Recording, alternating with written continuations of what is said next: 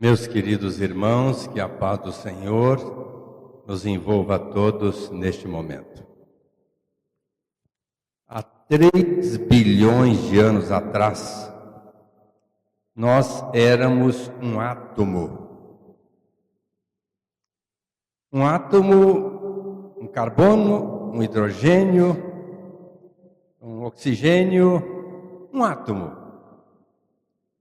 Mediante a modificação climática,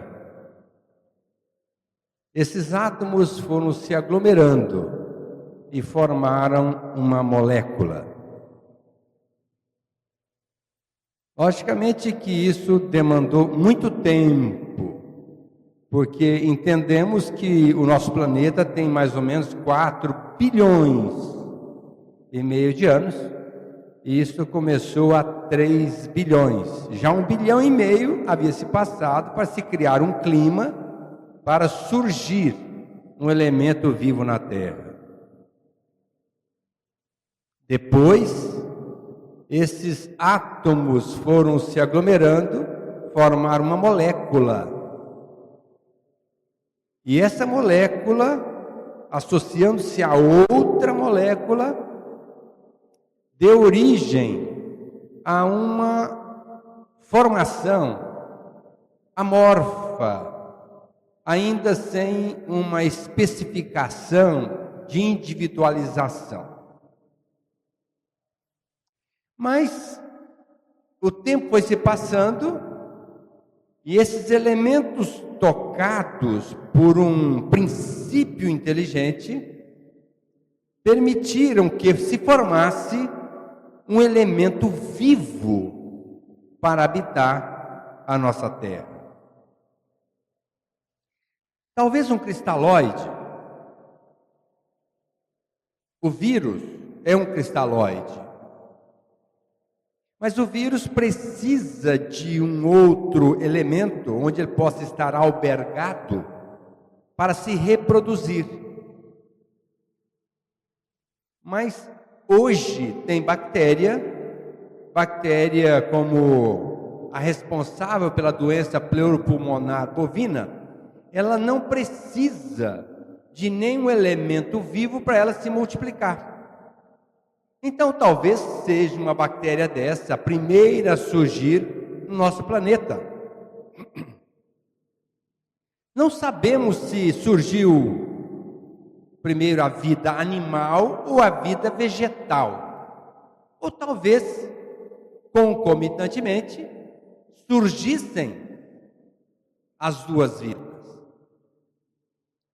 E esses elementos vivos foram animados por um princípio extraído do fluido cósmico universal, chamado fluido cósmico, ou fluido universal, ou melhor dizendo, fluido vital. Esse fluido vital, extraído do fluido cósmico universal, deu permissão para que aquele elemento tivesse um aporte energético para viver um determinado tempo. Logicamente que depois de um tempo, perdendo esse fluido vital, voltaria à morte para renascer noutra época, numa outra conformação, na mesma espécie, logicamente, mas já aprimorada, e dar continuidade a esta vida que ora temos. Do vegetal para o animal, não sabemos como aconteceu esse salto, ou se foi ao mesmo tempo. E dentro dos animais, nós sabemos, Darwin estudou isso muito bem, nós tivemos a nossa origem do animal. O macaco, o Australopithecus, que é uma espécie de macaco, deu permissão para que fosse levado ao plano espiritual, esse espírito individualizado, para sofrer uma transformação, para dar origem à nossa linhagem humana. É o chamado elo perdido. Nós não sabemos como isso aconteceu. A caminho da luz, Emmanuel coloca isso muito bem.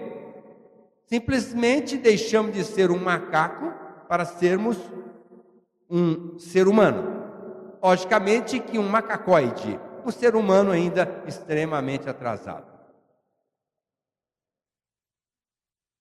Nessa sequência evolutiva, quando surgiram os insetos, os peixes, alguns anfíbios, eles eram comandados por um princípio inteligente coletivo. Por isso chamava-se alma-grupo. E nós nos individualizamos nos chamados lacertídeos, lagarto, jacaré, alguns anfíbios que receberam uma glândula no centro do cérebro chamado pinealoma, que era o contato deste animal com as forças transcendentes.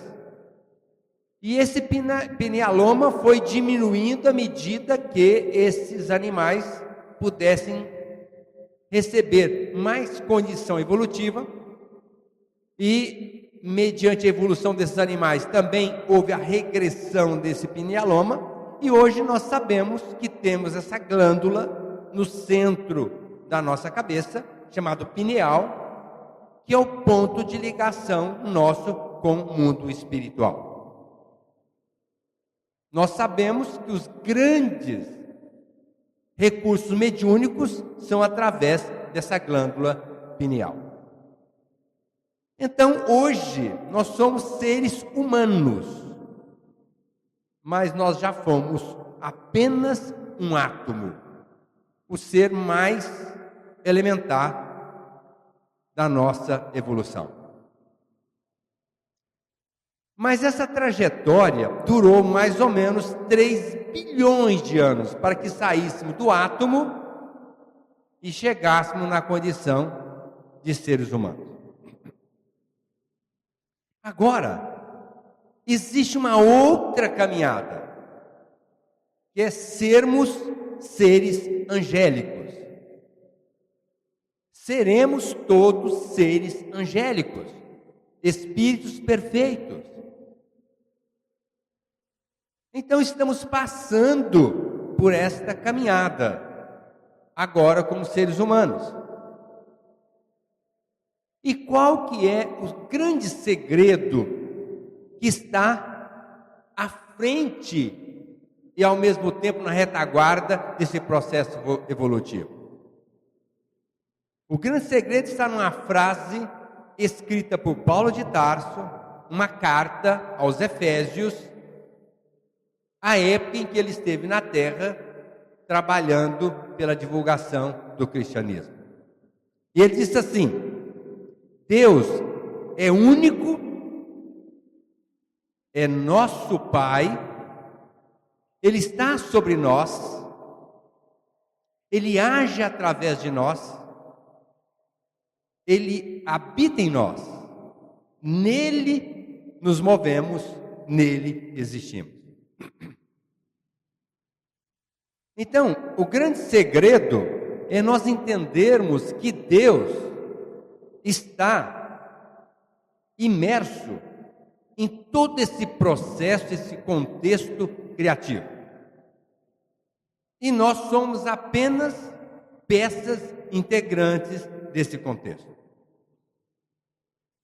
Daí nós dizermos que Deus é uno conosco. Porque Jesus diz: eu e o Pai somos um. Eu estou nele, ele está em mim, como eu estou em vós, e vós estáis em mim. Então somos uma unicidade. Por isso dizemos que Deus é onisciente. Deus sabe de tudo, até quantos cabelos nós temos na cabeça. Não cai uma folha de uma árvore sem que Deus queira? Quantas árvores vocês acham que existem no mundo? Quantas árvores vocês acham que existem no mundo? Eu tenho uma ideia. Não cai uma folha de uma árvore sem que Deus queira. Não cai um cabelo da nossa cabeça sem que Deus queira também. Então Deus está na nossa célula. Deus está no nosso átomo. Deus está no nosso organismo. Deus está no nosso sistema. Deus está em nós. É o que nós chamamos de monismo. Mono vem de único. Então, existe o monismo. Nós somos uma única coisa. Deus e nós.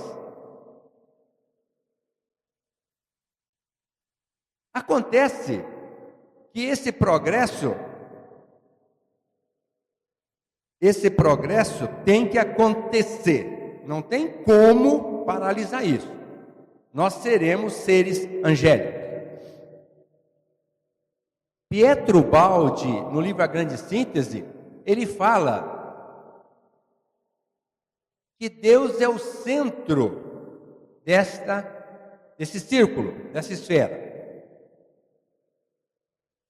E nós saímos dele para a periferia.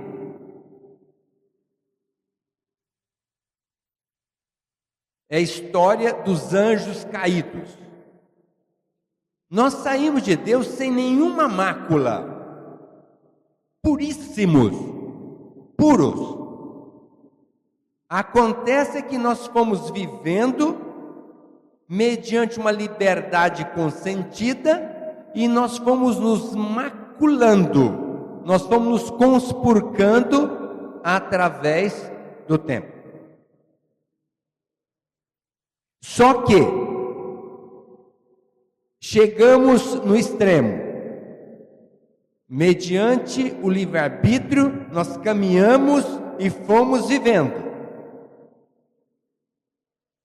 Mas vai chegar para todo mundo um momento de volta, onde nós iremos voltar para Deus.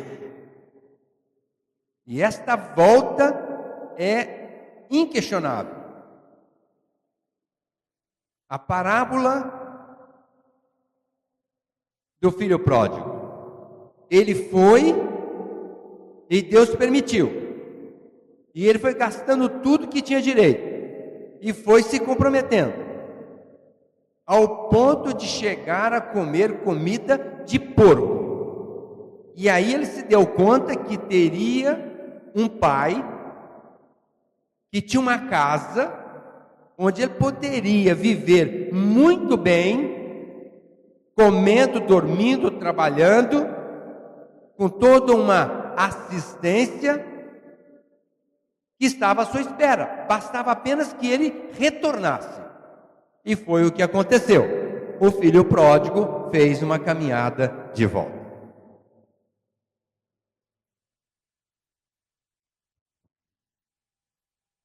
Enquanto nós estamos caminhando para a periferia, nós estamos nos comprometendo.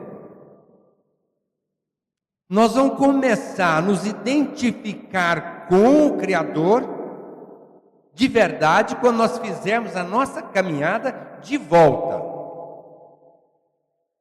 E quanto mais estivermos perto dele, maior será a nossa assimilação da sua proposta. Quando eu era jovem ainda, meu primeiro filho tinha mais ou menos 2 para 3 anos. Eu saía e ele chegava à porta da minha casa, um portão de uma grade, e balançava a grade e dizia assim: pai, eu quero ir com você. Mas eu dizia para ele: mas não pode, meu filho. Eu vou para o hospital. Ele não sabia nada de hospital. Continuava balançando a grade. Mas eu quero ir com você.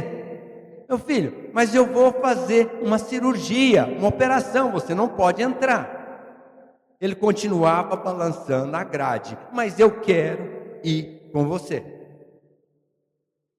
Por mais que eu tentasse falar para ele que não podia, ele continuava balançando a grade. Eu quero ir com você. Logicamente que nós traçamos uma proposta de vida para ele, ele absorveu bem a ideia e hoje trabalha junto comigo. Logicamente que nós traçamos um plano de vida para ele, mas ele fez a trajetória de conformidade com o que nós planejamos. E hoje trabalhamos junto praticamente o dia inteiro. Para alegria minha e, logicamente, para satisfação dele também. A mesma coisa acontece conosco em relação a Deus. Nós queremos sempre estar junto de Deus. Meu Deus, eu queria ficar perto do Senhor. Meu filho, agora não dá. Mas eu quero. Meu filho, agora não dá. Eu estou cuidando do universo, mas eu quero. Meu filho, eu estou cuidando da problemática que o mundo está me trazendo, mas eu quero ficar junto de você. Logicamente que Deus não está cerceando a nossa estada com Ele. Só que tem regras, tem normas, e nós precisamos seguir. Deus deu para nós, na sua onisciência, o livre-arbítrio. E esse livre-arbítrio foi acontecido depois de muito tempo, porque até então nós éramos comandados através dos nossos instintos de sobrevivência, instinto de conservação da prole, da família gregária e tantos outros instintos que foram usados por Deus para que chegássemos a ter esse nível de consciência. E quando tivemos a maturidade espiritual na condição humana para ter essa consciência, Deus deu para nós também a responsabilidade. Não tem como nos eximirmos de tudo aquilo que nós fizemos e fazemos e faremos na nossa trajetória espiritual. Tanto é que Jesus foi muito enfático: a semeadura é livre, a colheita é certa, a cada um será dado de acordo com as suas obras. Deus é também onipotente. Além de ser onisciente, saber tudo, está onipresente, porque às vezes a gente pensa nas nossas preces.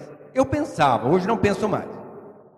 Onde é que eu vou imaginar que deverá estar Deus?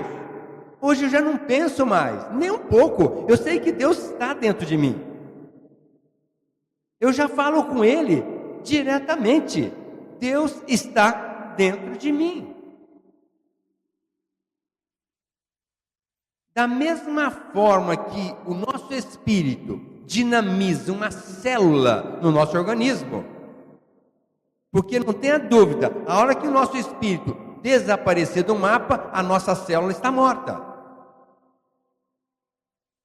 Então a minha célula, não sei quantas eu tenho, são bilhões, quadrilhões, não sei quantas.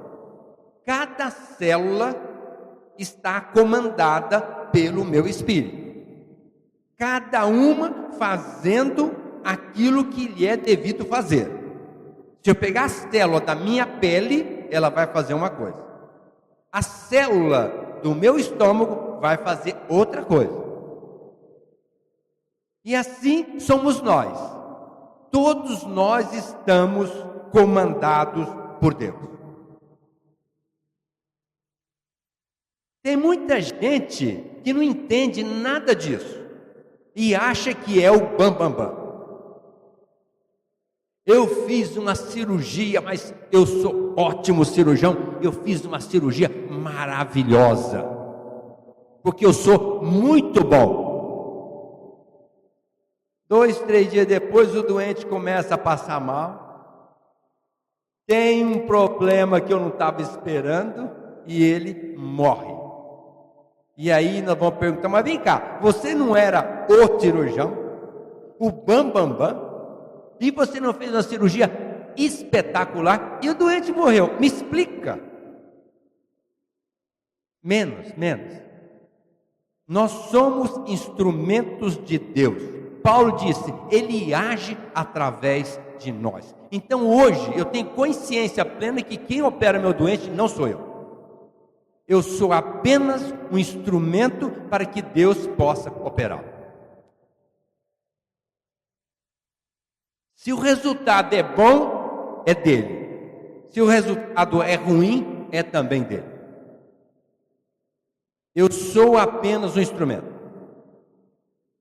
Se eu sou um instrumento que tento me melhorar, logicamente que eu vou propiciar para ele realizar o trabalho dele com mais facilidade. Porque ele não precisa de mim para fazer nada. Ele vai usar outro, se eu não quiser fazer o que ele precisa fazer. Então, menos orgulho, menos vaidade de achar que nós somos os donos da verdade. Deus faz tudo através de nós. Tudo. Então o trabalho é dele. Nele nos movemos, nele existimos. E Deus age através de nós. Por isso, nós temos que nos abalizar da melhor maneira possível para sermos instrumentos dele para uma boa execução do seu plano de ação. Porque nenhum nenê foi amamentado por Deus. Nenhuma criatura aqui na terra foi educada no aspecto letivo por Deus. Logicamente que tem sempre um intermediário. É um instrumento, mas lá, na essência, foi Deus que propiciou a amamentação, foi Deus que propiciou a educação, Deus propiciou tudo. Portanto, qual que é a dificuldade que a gente tem para entender isso? Quando isso é óbvio, eu tenho certeza que vocês estão concordando comigo. Mas na teoria, na prática, vocês estão discordando de mim. Porque a gente acaba, pela nossa atitude, mostrando que nós não concordamos com essa postura. Por quê? Por duas razões principais. A primeira delas é que nós somos criados para competir, para sermos os melhores, para passarmos os outros para trás, para tirarmos proveito de uma situação. E por isso nós achamos que não tem nada a ver. Isto é porque eu fiz, é porque eu sou, porque eu tenho. E na verdade, é Deus que é Deus que tem, é Deus que faz.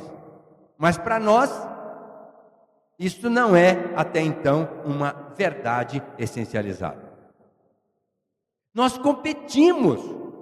E quando nós não deveríamos competir com ninguém? Com ninguém. Porque dentro de cada criatura tem Deus inserido nela. E quando nós competimos com a criatura, nós estamos competindo com Deus. E eu acho que não é nem um pouco prudente, sensato, nós competirmos com o nosso Pai.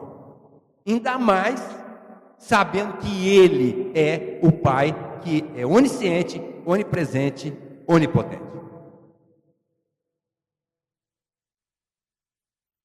A segunda causa é que se nós entendermos que Deus está presente em tudo, nós temos que mudar frontalmente a nossa postura de comportamento. Deveríamos mudar totalmente. Se eu olhar para essa criatura e saber que Deus está dentro dela, como é que eu tenho que tratá-la? Imaginem, tentem imaginar, como é que eu tenho que tratar essa criatura quando eu sei que Deus está dentro dela? Extremo respeito, extrema piedade, extrema compaixão. E fazer tudo para que ela esteja muito bem, se possível até melhor do que eu. Quando eu falo que nós não temos que competir com ninguém, porque não precisa mesmo. A competição, se é que ela existe, tem que ser conosco. Eu tenho que competir comigo, ou seja, vencer as minhas limitações, as minhas imperfeições, não competir com os outros. Um dia eu falei para um rapaz, isso você fala, mas não é bem assim, no vestibular você tem que competir, passar o nego para trás. Eu falei, não precisa. Mas como não precisa? Para eu passar na frente dele, eu tenho que competir com ele e ser melhor do que ele. Eu falei, não precisa. Não precisa. E você tem um exemplo. Um dia um rapaz chegou no meu consultório muito triste, porque ele prestou vestibular e não passou. Eu falei, meu filho, qual o problema? Faz de novo. O ano que vem você passa. Mas você imagina. Mais um ano. Eu falei, qual o problema? Mais um ano de estudo, você só vai absorver mais. O ano que vem você passa. E se eu não passar o ano que vem? Ele continua estudando. No outro ano você passa. Mas não deu outra, voltou no outro ano. Você imagina, não passei de novo. Eu falei, qual o problema, meu filho? Você está vivo? Se você tivesse desencarnado, seria mais complicado, mas você está vivo. Continue estudando. Aí ele voltou no outro ano. Não passou de novo. Ele falou, mas e agora? Eu falei, sim, mas vem cá. 2 anos. Tenta o terceiro. Mas do jeito que vai eu não vou passar. De novo. Eu falei, não, mas pelo contrário. Vença as suas limitações, continue estudando e um dia você passa, não tenha dúvida. Chegou no 3º ano e me trouxe um problema gravíssimo. Aguinaldo, vem aqui para você me ajudar. Eu falei, meu Deus. O que é que você trouxe agora para mim? Pois então, eu passei em 7 faculdades federais, estaduais, não sei para onde eu vou. Então, eu falei para ele, está vendo? Você competiu com quem? Com você mesmo. Os outros que passaram aí nas faculdades, ótimo para eles. Aliás, a gente tem que vibrar. Você passou, que bom, ótimo. Eu não passei ainda. Mas eu vou estudar, vou vencer minhas limitações e eu vou chegar lá. E ele depois teve dificuldade. Passou em 7 faculdades, as melhores do país, e teve dificuldade para escolher e veio me pedir opinião. Meu Deus, escolha você. Agora você pode se dar o luxo de escolher a qual você quiser. Faça uma análise, uma pesquisa, vá até a faculdade, conheça e escolha. E ele escolheu, morando aqui em Rio Preto, podia escolher a faculdade daqui, podia escolher a Pinheiro de São Paulo, que ele passou lá, a Federal do Rio Grande do Sul, passou em 7. Ele escolheu a de Ribeirão Preto. Não sei por que razão, logicamente ele tinha seus motivos e hoje está no 4º ano de medicina da Faculdade de Ribeirão Preto, da USP.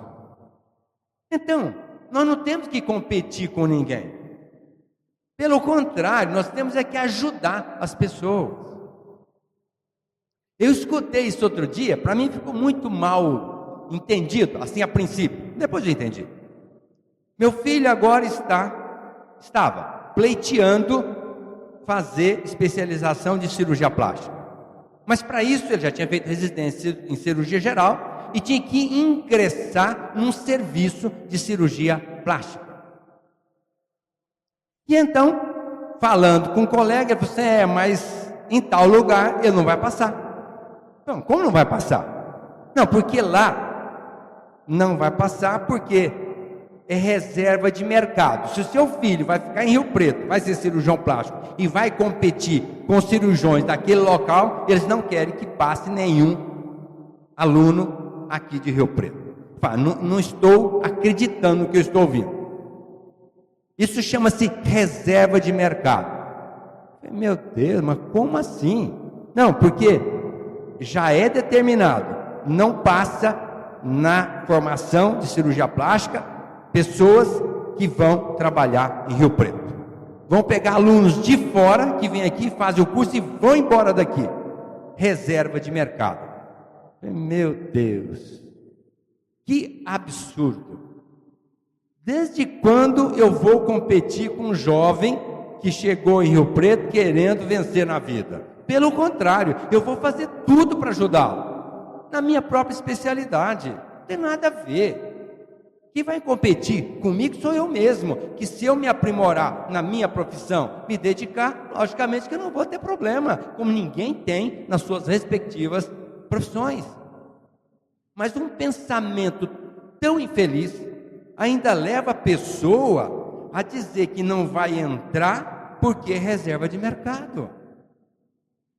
Aí meu filho foi fazer prova, passou em Santos, passou em Montes Claros, passou em 2 faculdades, 2 lugares muito bons, pôde escolher, está fazendo lá e vai voltar para Rio Preto, vai ser cirurgião plástico aqui, eles gostando ou não.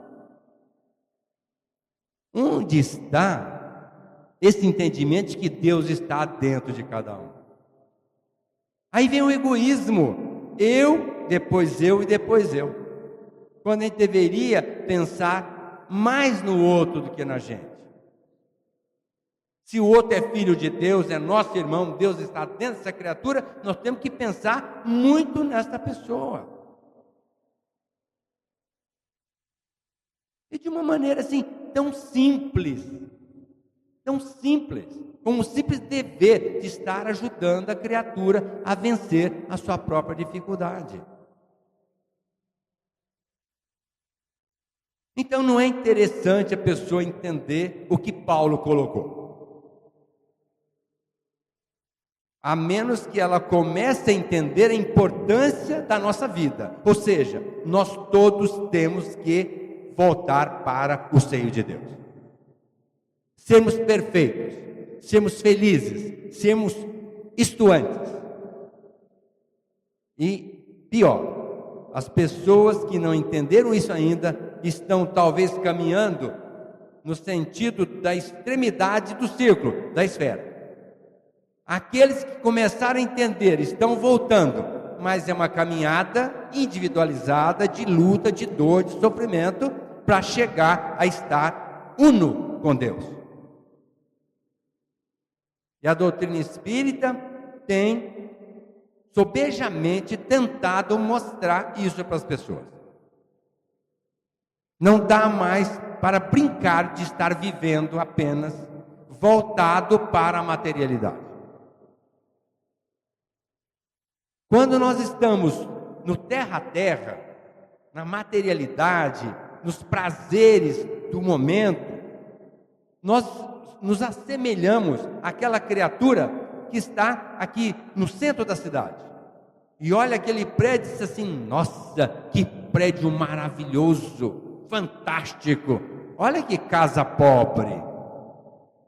Quando a gente está aqui no meio da cidade, a gente olha um carrão e diz assim: nossa, que carro maravilhoso, olha que furreca que tem aqui do lado. A gente olha uma pessoa bem apessoada, bem vestida, olha que elegante, um janota, olha esse aí, maltrapilho. Mas quando nós damos importância ao lado espiritual e nos projetamos espiritualmente, nos assemelhamos àqueles que estão em cima de uma montanha bem alta e olha para cá, não sabe divisar o que é o prédio, o que é a casa, o que é o homem elegante do indivíduo pobre, e nem aquele carro diferente, muito bonito, em relação àquele que é muito feio. Nivela tudo. E é o que vai acontecer conosco. Na medida em que a gente vai evoluindo espiritualmente, nós vamos nos sentindo unos com Deus, nos nivelando, e por isso sentindo a necessidade de estar trabalhando mais para o outro, na identificação com a proposta divina e de Jesus, que é nos edificar e não pensar em nós, egoicamente falando, egoisticamente falando, pensando apenas nos nossos prazeres momentâneos. Logicamente que Deus tinha que ensinar essa caminhada de volta, lá da periferia para o centro, na unicidade com Ele. Teria que ensinar, senão a pessoa se perderia nesse mundo tão grande. E Ele mandou para cá o seu filho, um deles, extremamente abalizado, para nos ensinar, com seu exemplo, como é que nós devemos viver aqui na Terra, para acelerarmos essa caminhada de volta. Porque provavelmente, dessa saída de Deus para nós chegarmos até aqui, foi mais ou menos 3 bilhões de anos. Para nós sairmos daqui e virmos para Deus, depende de cada um. Se a pessoa entender e batalhar por isso, ela encurta a caminhada. Faz esse trajeto, esse périplo em um tempo muito curto. Porque apenas deve fazer parte da vida dessa criatura o amor a Deus, o amor ao próximo e o amor a si. E isso pode acontecer do dia para a noite. Paulo de Tarso foi um exemplo. Perseguindo os cristãos, matou alguns, e a hora que ele entendeu Jesus, ele fez a caminhada muito rápida. Sem citar tantos outros elementos do Evangelho, tipo Maria de Magdala, Joana de Cusa e tantas outras criaturas. E nós estamos aqui hoje, dentro do Kardec, dessa casa espírita, fazendo o quê? Só uma coisa, tentando entender essa sistemática, essencializá-la e colocá-la em prática, para acelerarmos a nossa caminhada de volta ao seio de Deus.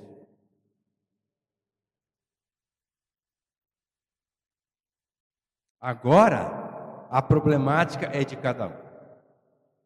Dá para a gente acelerar isso muito, do momento que a gente determinar. Enquanto não, nós vamos ficar andando em círculo. Vamos e voltamos, reencarnando e desencarnando, porque tudo na vida é cíclico. A gente vai e volta, até o momento em que a gente entenda que a caminhada é única em direção a Deus. E não vão ficar fazendo muitas caminhadas de volta. Quantas vezes nós já reencarnamos na Terra depois de Jesus? Porque nós não entendemos o Evangelho dele. Até que entendemos um pouquinho, mas não vivenciamos. Por isso nós estamos reencarnando na Terra. Provavelmente nós vamos reencarnar ainda há muito tempo. Mas era já para a gente estar em outros planos mais evoluídos. Porque nós não entendemos essa sistemática. E quando eu venho aqui hoje falar disso, é porque outro dia eu entendi isso. Com meus 66 anos nas costas, que eu consegui entender isso que eu estou falando para vocês. Hoje eu já estou me trabalhando para ver Deus dentro de cada um. E ter muito cuidado para não ferir esse ser que é o nosso Pai, que é o nosso Criador e que só tem coisas maravilhosas reservadas para nós. Que direito tenho eu de macular o Criador na figura de um irmão que está comigo? Que direito tenho eu de negar ajuda a uma pessoa que está precisando, que eu posso ajudar, e Deus está dentro dela, e essa criatura é minha irmã num aspecto uno com Deus? É para a gente refletir, analisar. Nós estávamos aqui lendo, eu estava lá com o Abilinho lendo André Luiz, Sinal Verde, Conduta em Casa.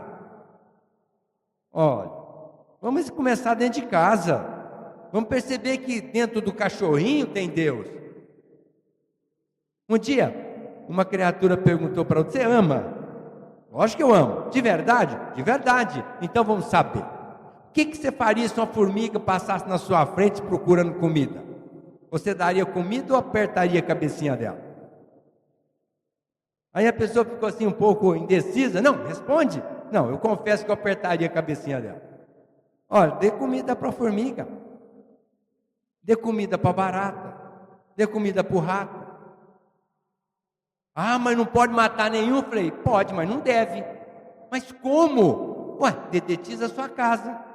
Coloca veneno, eles têm um faro muito grande, e eles não vão lá, vão procurar outros recursos. Rato não precisa entrar dentro da nossa casa para se alimentar, passe no esgoto. A barata também não, e muito menos a formiga.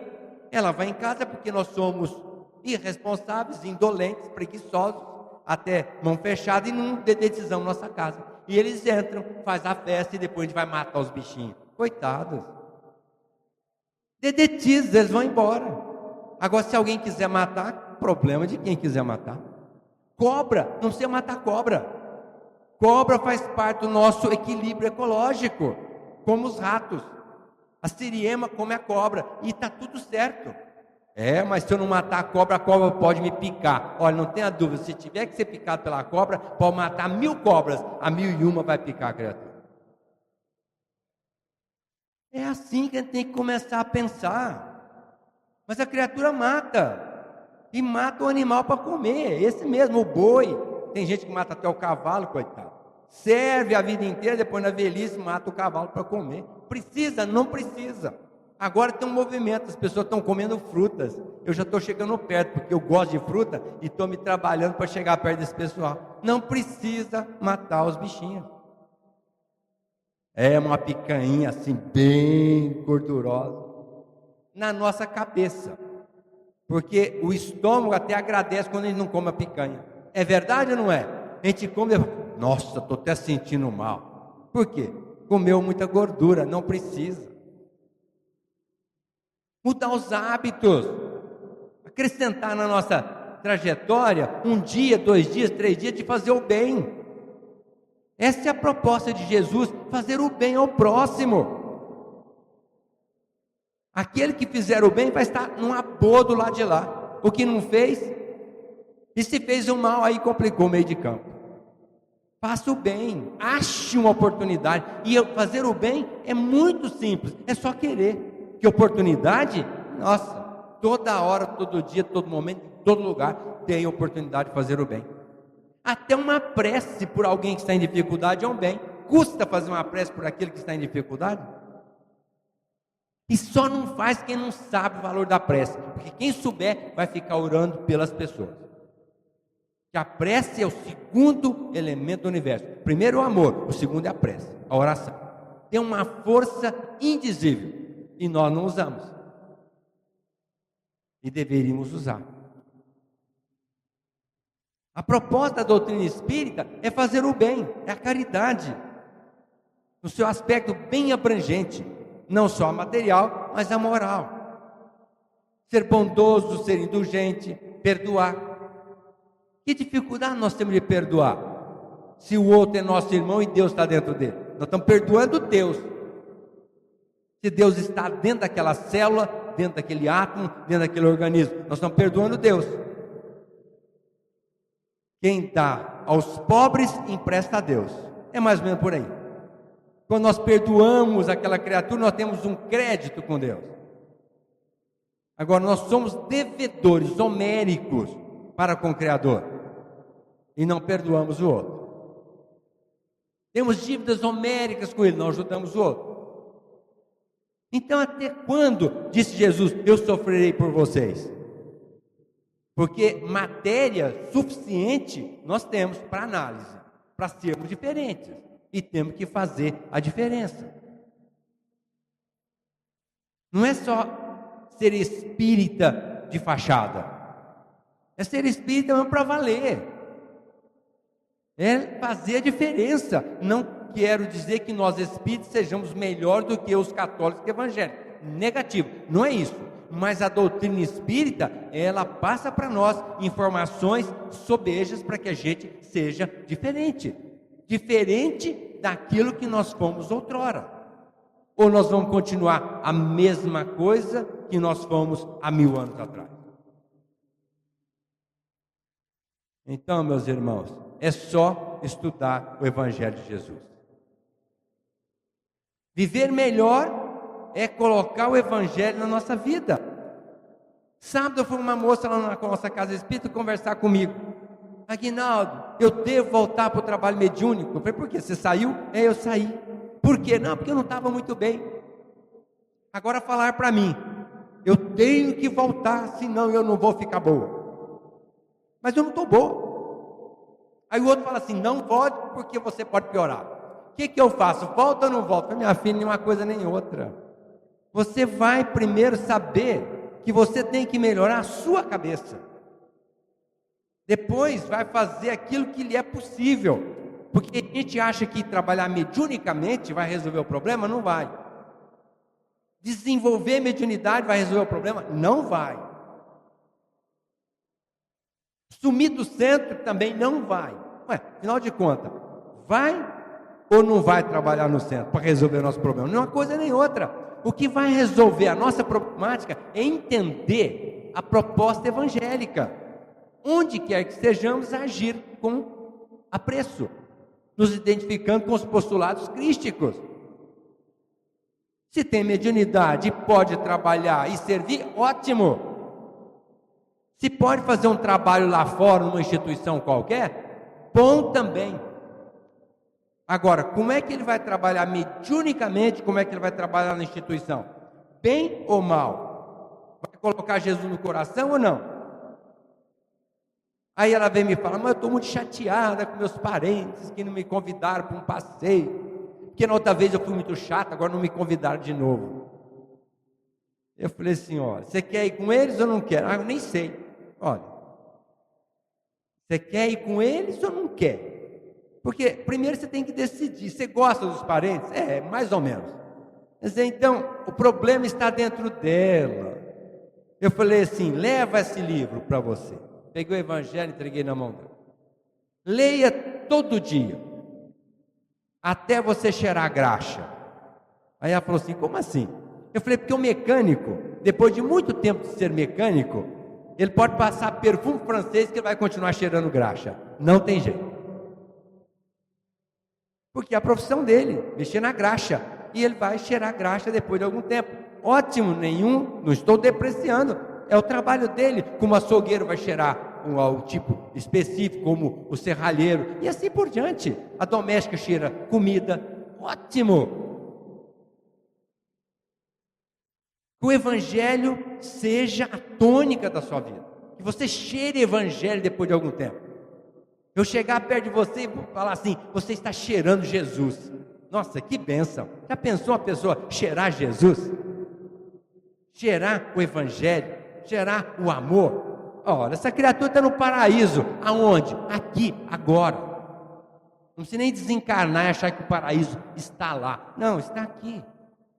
É só exalar amor. Amor no coração. Amor por tudo, por todos. E essa é a proposta de Jesus. Veio, exemplificou e foi. E disse assim, eu venci o mundo. Lógico que venceu. Ele deixou em um paradigma. Segue quem quiser. Quem não quiser, só vai alargar o tempo, porque vai ter que voltar, vai ter que se identificar com Deus. Esse é o final para todo mundo. Deus é perfeito, não poderia criar uma criatura que não fosse talhada para a perfeição. Agora, o tempo de Deus é longe do nosso tempo. Nós vivemos no relativo, segundo Einstein. Nós vivemos no relativo. É o corpo que nasce, é formado, depois deteriora, morre e desaparece. Então é relativo. Eu estou Aguinaldo, mas não sou Aguinaldo. Agora, vamos estar com Deus, aí é o absoluto. Seremos seres divinos. E aí não tem relativo, é a identificação com o absoluto.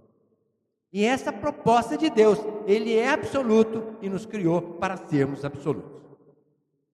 O relativo é para nós nos trabalharmos com toda a nossa consciência, com a nossa vontade, com a nossa determinação, para estarmos unos com Deus. E eu espero que a partir de hoje vocês lembrem deste assunto quando forem tratar com outras pessoas. Tratar com outros elementos, quais sejam materiais, vegetais, animais, hominais, e ainda mais com os seres divinos. Jesus disse, vocês podem me tratar do jeito que vocês quiserem, tem perdão, mas não contra o Espírito Santo. Ou seja, nós um dia vamos entender que somos agraciados pela transcendência. E por mais que sejamos limitados, eles estão acreditando, esperando de nós a nossa transformação. Portanto, Senhor Jesus, enquanto a terra luta, sofre e não descansa, e o homem atribulado se exaspera, guardamos-te a vida e a presença na lembrança, cantando o teu Natal perante a nova era. A tua proteção é luz que não se altera, no tempo que se foi, no tempo que se avança. Cada hora contigo é nova primavera, em florações de fé e lauréis de esperança. Glória a Deus nas alturas, canto inesquecível. És tu, mestre do bem, que te abaixa de nível, trazendo a paz e o amor aos tutelados teus. Agora, embora haja prenúncio de guerra, nós te amamos, Senhor Jesus, acima das armas da terra, procurando contigo a integração com Deus. Muita paz.